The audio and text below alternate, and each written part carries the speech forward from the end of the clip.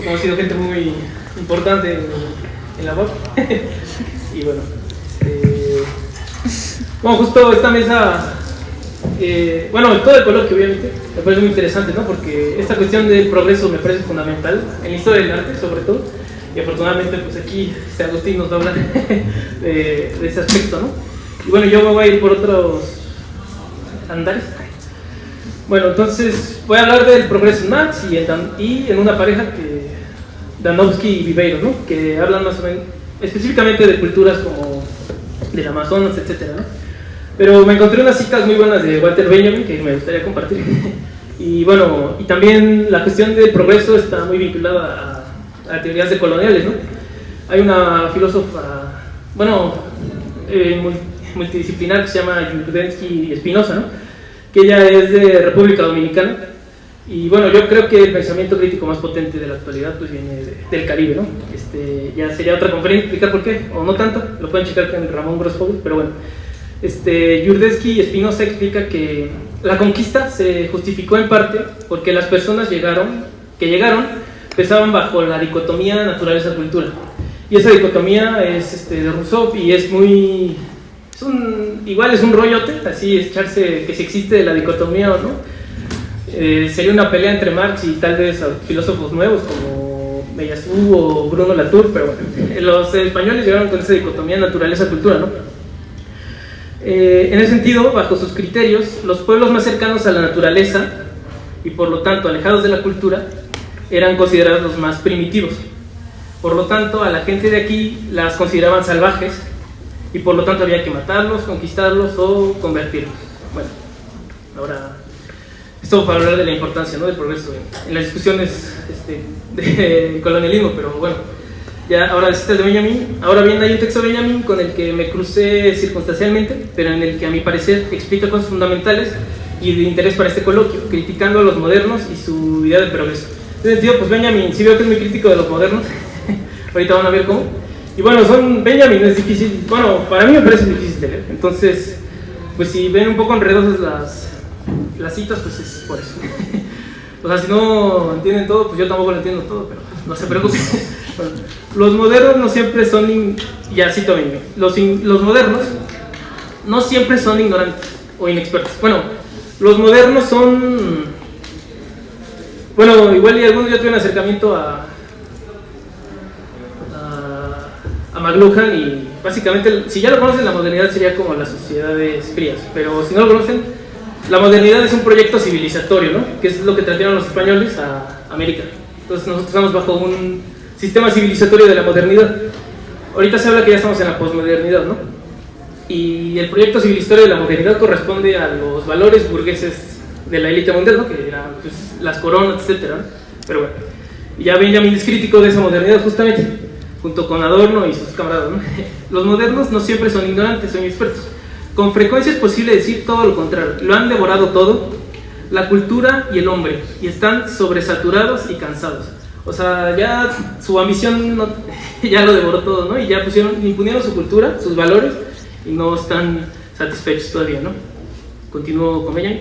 La existencia del ratón Mickey en ese ensueño de los hombres actuales es una existencia llena de prodigios que no solo superan los prodigios técnicos, sino que se ríen de ellos, ya que lo más notable de ellos es que proceden todo sin maquinaria, improvisados, del cuerpo del ratón, de sus compañeros y sus perseguidores, o de los muebles más cotidianos, igual que salieran de un árbol, de las nubes o del océano.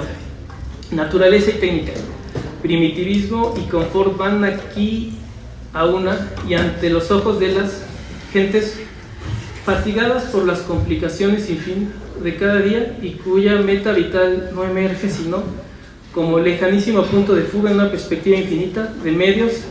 Y como ven, es una frase muy larga, por eso es como a veces difícil. Aparece redentora una existencia que en cada giro se basa a sí mismo del modo más simple, a la par más confortable, y en la cual un auto no pesa más que un sombrero de paja, y la fruta en el árbol se redondea tan deprisa como cuando inflamos un globo. Pero mantengamos ahora distancia, retrocedamos.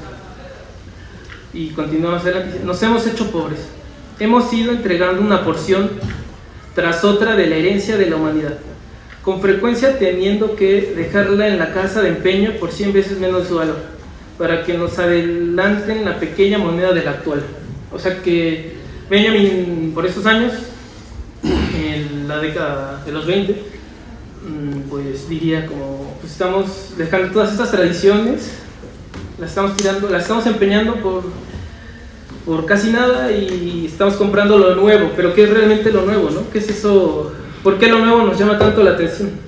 Y yo creo que es algo muy interesante de dialogar. Benjamin pues, está seguro que no vale tanto lo moderno, ¿no? Continúo. Aguantar y soy cosa de los pocos poderosos que, Dios lo sabe, son menos humanos que muchos. En el mayor de los casos son más bárbaros, pero no de la manera buena. Entonces él diría, los bárbaros del siglo XXI son los gringos por destruir varias ciudades en el mundo árabe, por así decirlo, y pues, obviamente pues, Palestina entra en este caso, ¿no? Apoyada por los gringos. Bueno, ahí para que entiendan más o menos cuando dice bárbaros, pero ya contextualizándolo. Los demás, en cambio, tienen que arreglársela, o sea, los que no son ellos, partiendo de cero y con muy poco. Lo hace a una con los hombres que desde el fondo consideran lo nuevo como cosa suya y lo fundamentan en atisbos y renuncias. O sea, se identifican con lo nuevo y es lo que intentan imponer, ¿no? Bueno, ahora doy paso a hablar de Marx, un filósofo, sociólogo, economista, de todo, ¿no? Fundamental. Pero bueno, igual ya lo conocen. Y bueno, es una crítica, pero más que una crítica es ponerlo un poco en jaque para aprovecharlo mejor. Muchos autores, principalmente de coloniales, acusan a Marx de eurocéntrico, aunque también muchos pensadores de coloniales son marxistas: Enrique Dussel, Ramón Grossfogel, José Juan Bautista, Franz Hinckelhammer, Santiago Castro Gómez, etc. La cuestión de si el pensamiento de Marx es colonial o no nos ayuda a abordar la temática de este coloquio, porque la discusión está muy ligada al mito del progreso, aunque dicha polémica está a debate y hay que comprobarlo con los textos mismos. Pero se puede consultar una conferencia de Néstor Cohen sobre el cuaderno inédito de Londres, el cuaderno 14 de 1815. Marx pues, no tenía para libros, entonces iba al Museo Británico a escribir con su mano y ahí escribió muchísimos cuadernos. Entonces esos cuadernos pues, se están intentando publicar todavía 100 años después y traducirlos. También Dussel escribe sobre eso y Ramón Favelo también tiene un texto. Bueno, el último Marx podría ser interpretado como menos colonialista en comparación con las etapas anteriores de su obra, como algunos pasajes del Capital, su obra central, y su última obra tal vez. Aunque se ha señalado que Marx tuvo algunas posturas eurocéntricas, es inimaginable que su análisis del Capital ha sido fundamental para el desarrollo de muchas teorías decoloniales. En ese sentido, aunque Marx puede parecer en ciertos momentos limitado por su contexto europeo, su crítica al capital sigue siendo esencial para comprender las estructuras del imperialismo. Así, en lugar de ser un obstáculo, Marx ofrece un marco conceptual que, cuando se reinterpreta y se adapta, nos permite entender mejor las formas de explotación y dominaciones globales. Es interesante recordar que Engels, en cambio, tuvo posturas más problemáticas. Básicamente Engels decía, está bien que los gringos conquisten a los mexicanos porque así van a traer industria, etcétera, etcétera, y ya va a poder nacer un proletariado que haga la revolución, ¿no? Pero después, y eso se supone que Marx piensa similar, pero después recibió una carta de las comunas rusas de una mujer que se llamaba Vera Zasulich en 1881 y le dijo, oye Marx, bueno, obviamente no así, pero dijo, oye, nosotros tenemos que pasar por el capitalismo para poder hacer socialismo, comunismo, etcétera, porque aquí ya en las comunas rurales rusas pues ya existe esto, ¿no? ¿Por qué tenemos que pasar por los capitalistas y los burgueses? Y Marx como que reflexionó un poco y dijo, bueno, creo que es posible no pasar por esa etapa, ¿no? Ahora bien, explicando lo anterior, se podría señalar que hay un mito del progreso en Marx, según Adolfo Sánchez. Bueno, pues es que era una carta, ¿no? No fue una teoría como tal. Entonces, tal vez Marx sí tiene más arraigada la idea del progreso, pero el chiste de nosotros es transformarlo. Y bueno, también está Adolfo Sánchez Vázquez, que él es esteta de la UNAM, muy reconocido, pero en su libro Las ideas estéticas de Marx, justo decía, es que la tecnología nos va a liberar del trabajo y ya podremos hacer poesía y etcétera, ¿no? En ese sentido, ahí podría detectarse una idea de progreso, ¿no? Como la tecnología nos va a liberar de trabajar y ya podemos dedicarnos al arte o a lo que nos haga sentir mejor. Y justo es una discusión actual, ¿no? Porque así ya nos van a quitar del trabajo como, bueno, ustedes como artistas o no, entonces pues habría que checar eso, ¿no? Y bueno, vamos a citar unas partes.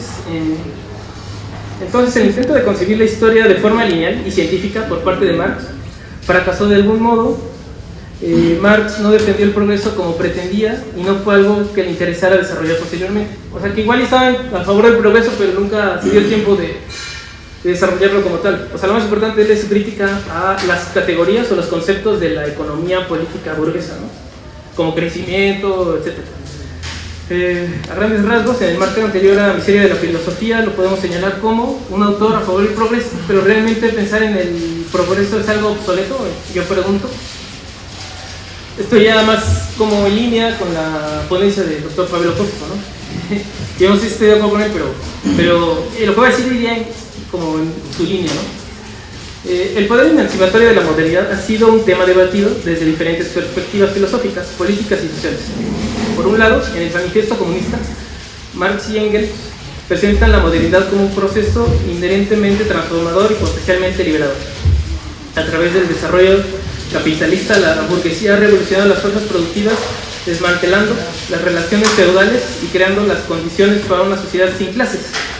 Para Marx, la modernidad representaba un paso necesario hacia la emancipación del proletariado, ya que las contradicciones inherentes al capitalismo impulsarían inevitablemente su colapso y la posterior creación de una sociedad comunista. Y sin embargo, Bruno Latour, si un experto en Latour dice que Latour es como un pequeño burgués, pero bueno, pero me gusta, tal vez ahí muchas letras, pero sin embargo, Latour nos confronta con una reflexión crítica respecto a la idea misma de la modernidad. En su obra Nunca fuimos modernos argumenta que la dicotomía que subyace al pensamiento moderno, separando la naturaleza de la sociedad, es una ilusión. Según Latour, la modernidad nunca fue alcanzada verdaderamente y que los híbridos entre lo natural y lo social han persistido a lo largo de la historia. Sí, o sea, no hay algo totalmente natural ni nada totalmente cultural. Entonces, hay híbridos y eso es como una rasgadura en el proyecto moderno, porque pues no existe como tal la cultura, siempre está identificada con la naturaleza, según Latour, ¿no? Para Marx sería diferente, él sí hace la división naturaleza-cultura.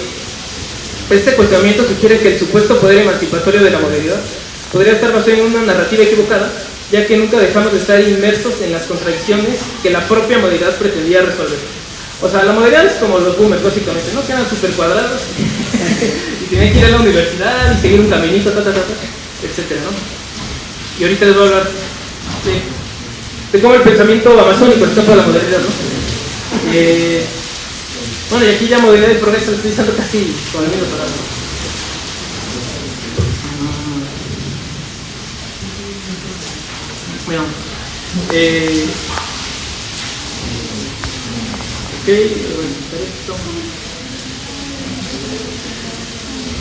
Bueno, por otra parte, de alguna forma en México nuestra calidad de vida ha sido mejorada a lo largo de las décadas.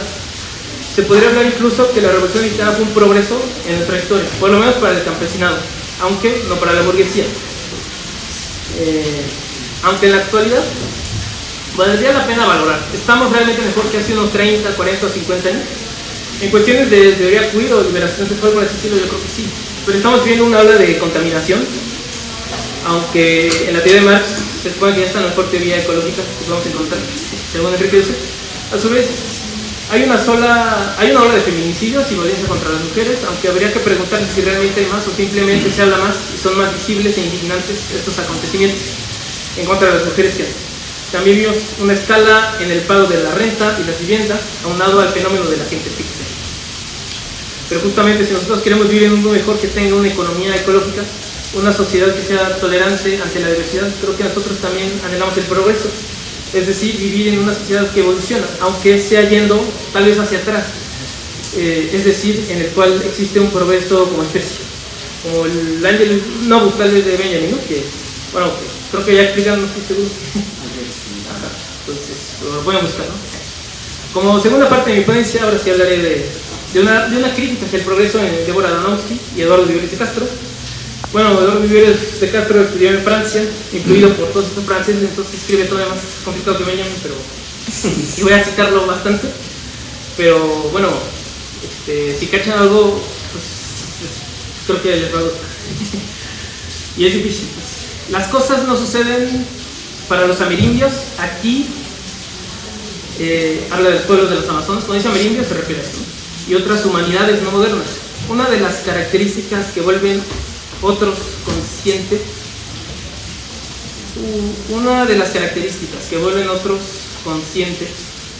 precisamente en el hecho de que sus conceptos de humano son otros que los nuestros. O sea, para el pueblo del Amazonas, según estos antropólogos, bueno, él es antropólogo y ella es filósofo. Ellos conciben el humano de otra forma, no está la palabra humano.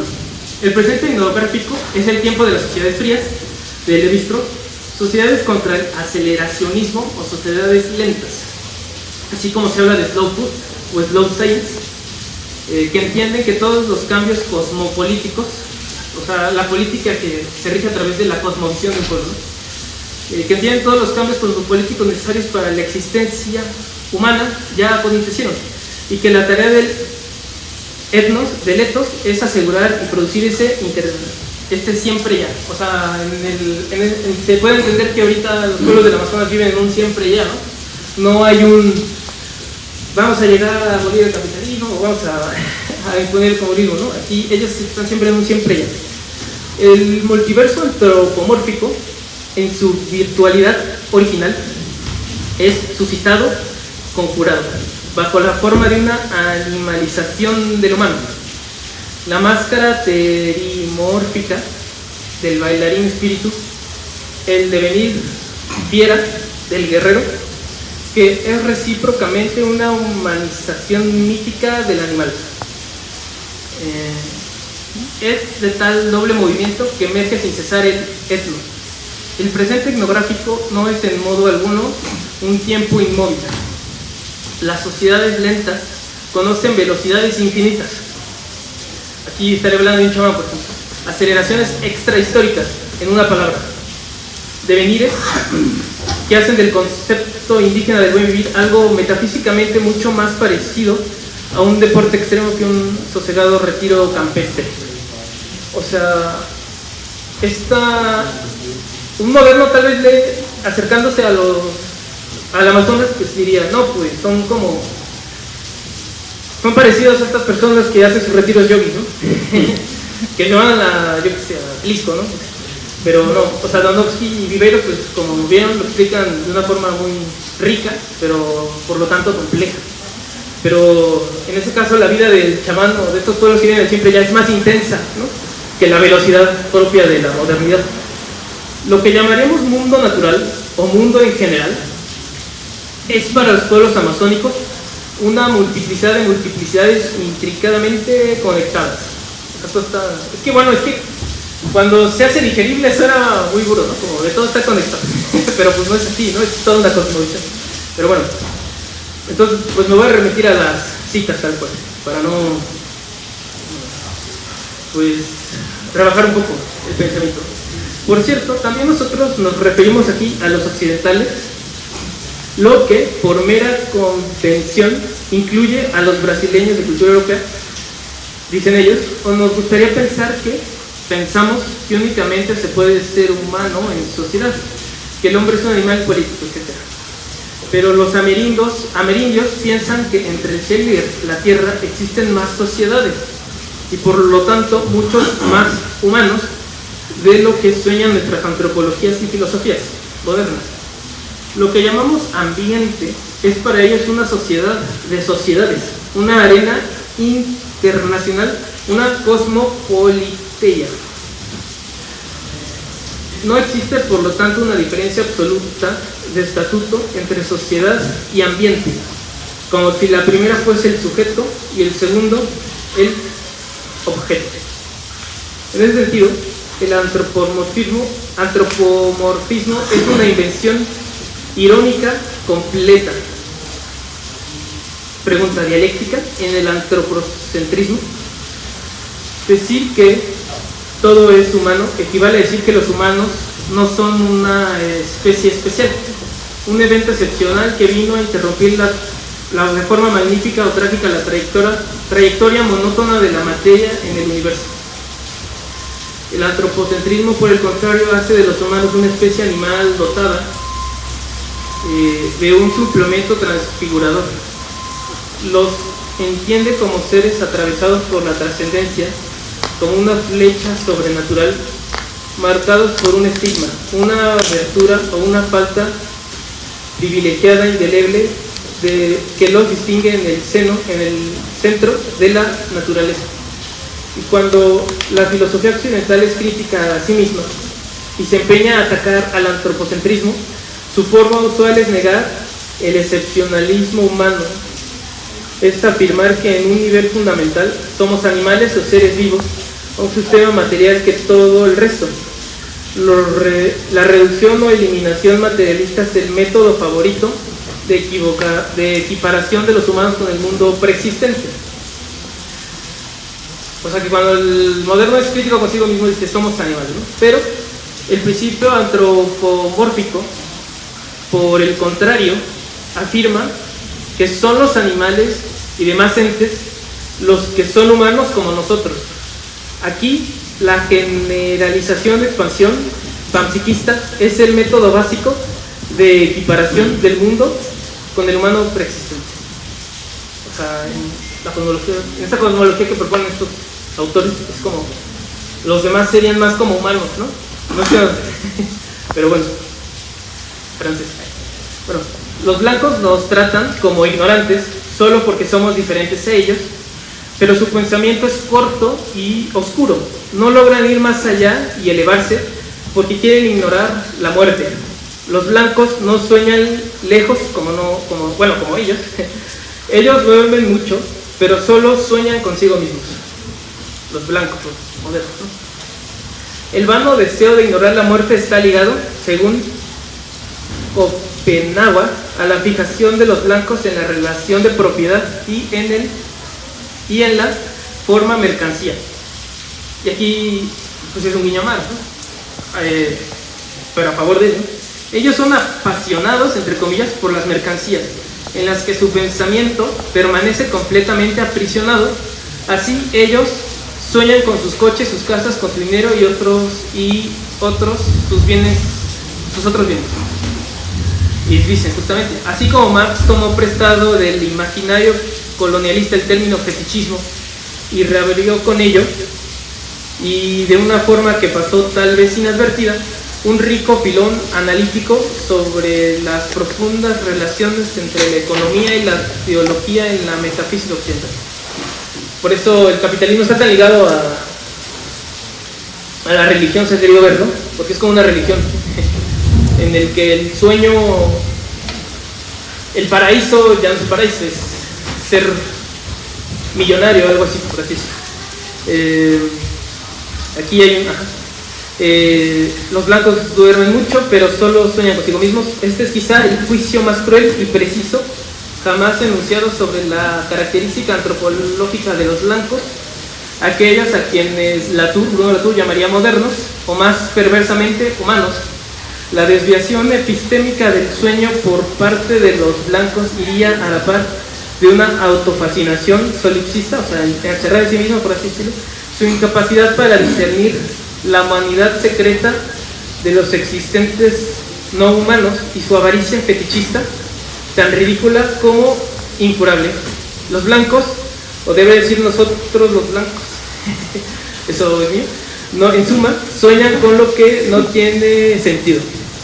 Los blancos no temen como nosotros ser aplastados por la caída del cielo, pero un día tendrán miedo, tal vez tanto como nosotros, y aparentemente ese día ya comenzó a despuntar en el horizonte.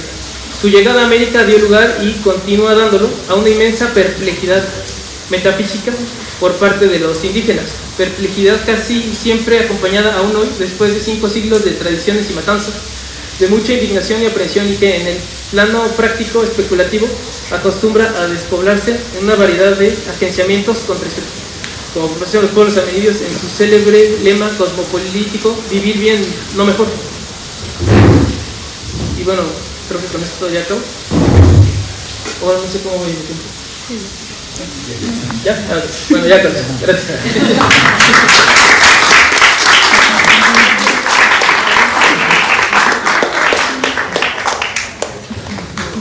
Muchas gracias, Ari. No te preocupes, vamos a tener. Bueno, he tenido aproximaciones a 1900 justamente, ¿no?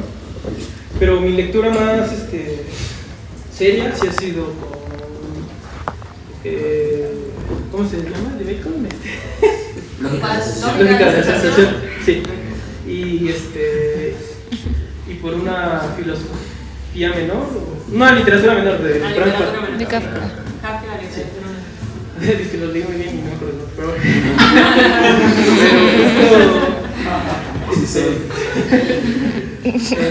no recuerdo haber leído sobre la máscara, pero sobre esta animalidad. Bueno, primero voy a justificar citando un poco a Lukács, joven. Él tenía el concepto de nebulosidad, ¿no? Entonces decía como, pues si Nietzsche no hubiera leído mal a los griegos, no hubiera escrito cosas tan interesantes o tan buenas, ¿no? Entonces, y al ser Deleuze tan complicado, creo que se pueden hacer muchísimas lecturas y esta mala interpretación puede dar a interpretaciones muy interesantes, ¿no? Entonces, igual habría un choque en nuestras lecturas, digámoslo así, ¿no? No lo sé, pero digamos que la hay. Entonces, mi lectura de Deleuze, que no es obviamente la adecuada, él cita él habla de un cuento de Kafka, ¿no? Que se llama América, en el que un chango, si no mal recuerdo, quiere ser como humano y viaja a América, pero se da cuenta que ser humano es muy complejo, ¿no? Entonces dice, no, pues mejor que sí quiero ser chango. Y ahí, y retomando a Bacon, justo estaba ahí el buey desollado, ¿no? En una diapositiva de August, que dice él les dice como, cada vez que veo un buey desollado, así, o cada vez que veo una carnicería, me imagino ahí colgado, ¿no? Como que nada más soy carne, ¿no? Soy vianda, diría Deleuze, o aquí, ¿me recuerdo? Entonces, Deleuze, en mi lectura, diría como que el hombre que sufre es como un animal, ¿no? Porque los animales sufren y el hombre tiene que superar ese sufrimiento, no sé. Ahora bien, Débora Danowski y Eduardo Viveros Castro, lo que yo entiendo aquí, lo que quieren hacer es decir que los modernos dicen, que cuando quieren como verse así, bueno, dicen, no, pues somos como animales, somos animales, ¿no? Pero estos autores, siguiendo como la cosmología amerindia, pues dirían, no, o sea, los animales son como más cercanos a nosotros, o sea, tienen no humanidad como tal, pero para que se entienda, son más humanos de lo que podemos llegar a creer, ¿no? Hay una complejidad más profunda de la que podemos creer, ¿no? No sé, igual ahí entraría Don Ángel, no estoy seguro.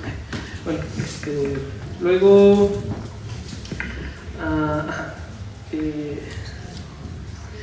pues aquí el hacha, bueno, que tenía que ver con el progreso. ¿Quién fue el segundo en preguntar? El chico economista. Ya, bueno, no me acuerdo muy bien por qué la anoté, pero la idea era que muchos pueblos amerindios, pues como, bueno, no pueblos amerindios, pero se ha hecho antropología, no me acuerdo quién lo leí, pero un antropólogo que decía como que había grupos o aldeas de cazadores que cuando un miembro de la tribu, etcétera, hacía una hacha, un arma más sofisticada para cazar mejor, era entre comillas mal visto, porque estaba como poniéndose por encima de los demás. O sea, estoy caricaturizando la teoría, pero es como decir, miren qué buena hacha hice, soy superior, ¿no? Soy un mejor cazador que usted.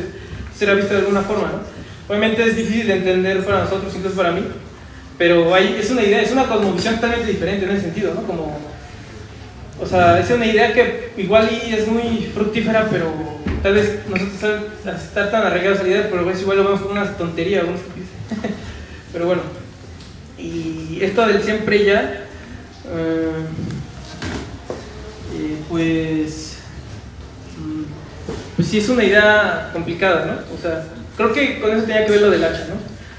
Como que, ¿para qué va a haber una mejor hacha si ya estamos bien así, ¿no?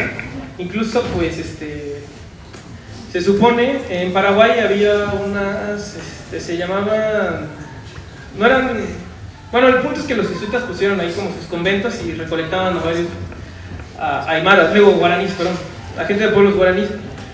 Y ahí, pues, obviamente también vivían bajo un régimen colonial, pero les daban muchísimas libertades, ¿no? Y pues nada más trabajaban 6 horas y el resto del tiempo lo dedicaban pues para hacer como decorar la iglesia, hablar entre ellos, etcétera, ¿no? Entonces me pregunto, ¿ellos vivían mejor tal vez que nosotros? En un ambiente menos contaminado, más cercano, pues en conventos donde la naturaleza está a un pie de ellos, etcétera, ¿no? Entonces, bueno, igual contestando un poco, Alba, hola, y pues bueno, y sí, o sea, el capitalismo, la modernidad en ese sentido, pues sí ha traído, es que es un rollo enorme, ¿no? O sea, como hay más medicinas, pero igual antes nos enfermábamos menos y ahora vivimos en un metro cuadrado, bueno, en Japón, ¿no? Por ejemplo, en mi caso perfecto. Entonces, yo creo que, sí, o sea, tu pregunta es como la pregunta del coloquio, más o menos, ¿no? Entonces, sí, o sea, no, yo no descartaría las cosas buenas que ha tenido la modernidad o el capitalismo. No sé, o sea, yo no lo podría ver tal vez si no hubiera lentes económicos, ¿no? Entonces, y eso es gracias al capitalismo de alguna forma, ¿no? Entonces, pues sí, aunque no sé, por ejemplo, los niños en China, pues creo que tienen más astigmatismo por estar tanto tiempo frente a las pantallas, ¿no? Entonces, igual y si no hubiera tanta tecnología tendría mejores ojos, no sé. Entonces, pues sí, es algo súper, pues sí es una pregunta que te da para pensar y estar evaluando sí o no, entonces, pues creo que sí.